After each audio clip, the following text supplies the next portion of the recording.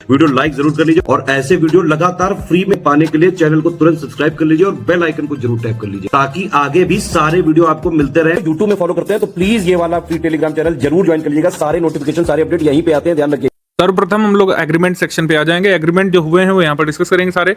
एक agreement cancel हुआ है, उसकी चर्चा काफी रही है, इस पर बात कर लेते हैं।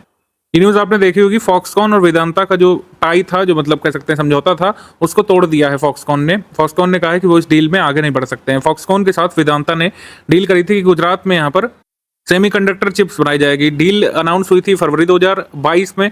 सितंबर में आपने देखा था डील अप्रूव हो गई थी और इसमें कहा गया था कि गुजरात में सेमीकंडक्टर चिप्स बनाए जाएंगे।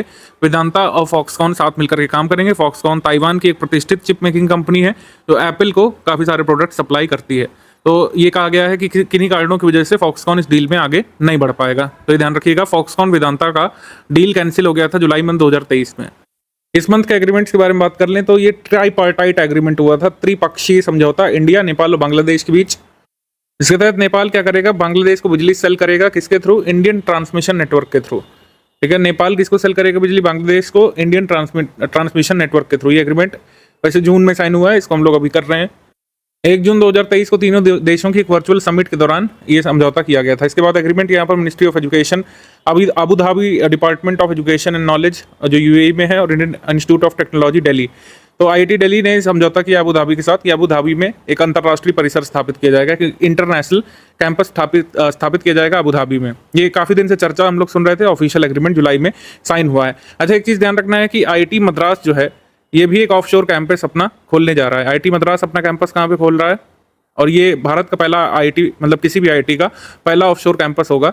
ये जंजीबार में खुलेगा, जंजीबार में खुलेगा, और कंट्री का नाम तंजानिया। ये ध्यान रखिएगा, इसको हम लोग एमसीक्यू सेक्शन में भी करेंगे। वैसे भारत का और फ्रांस के टाइज आपको पता है काफ़ी मजबूत रहते हैं। अभी फ्रांस विजिट भी किया था बैस्टिल डे परेड में पीएम मोदी जी ने वहाँ पे, और एक समझौता किया गया है कि भारतीय पर्यटक वहाँ पर फ्रांस में यूपीआई के माध्यम से लेन देन कर सकेंगे। एफिल टावर में यूपीआई से जो है भारतीय पर्यटक पेमेंट कर सकेंगे। तो ये यहाँ पे एक अनोखा समझौता किया गया था।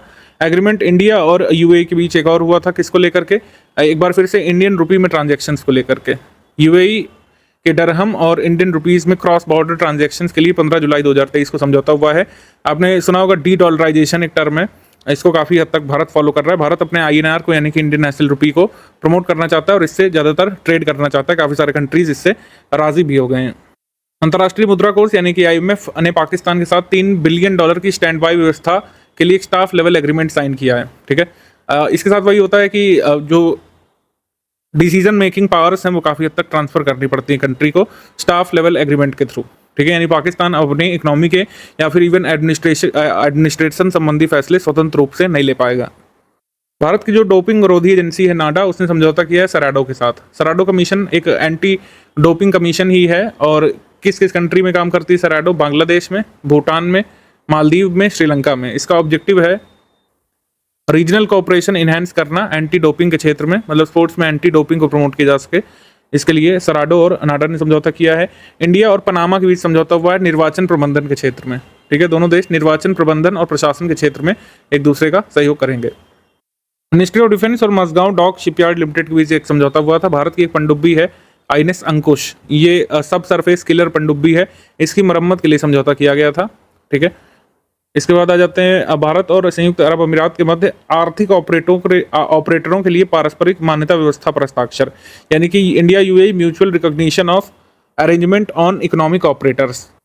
वर्ल्ड कस्टम्स ऑर्गेनाइजेशन की ये एक तरीके से कॉपरेशन काउंसिल मीट हुई थी बेल्जियम की कैपिटल ब्रसल्स में। यहीं पर इंडिया और यूएई के बीच ये mutual recognition arrangement for authorised economic operators, ये एग्रीमेंट साइन किया गया था।